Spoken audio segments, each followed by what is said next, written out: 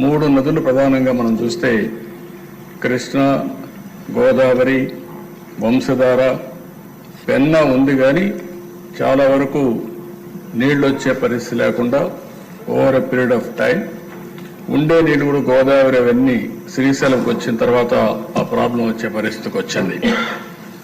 ఈరోజు మన రాష్ట్రానికి ఒక గేమ్ చేంజర్ పోలవరం. నేను అందుకే అనేక సందర్భాలు చెప్పాను, పోలవరం ఆంధ్రప్రదేశ్ రాష్ట్రానికి ఒక జీవనాడి, ఒక వెన్నెముక.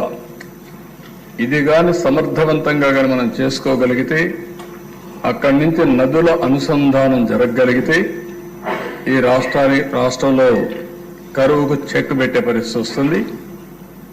కరువును నివారించగలిగితే బంగారం పండించే రైతాంగం ఉన్నారు, పెట్టుబడులు వస్తాయి, త్రాగునీటి సమస్య కూడా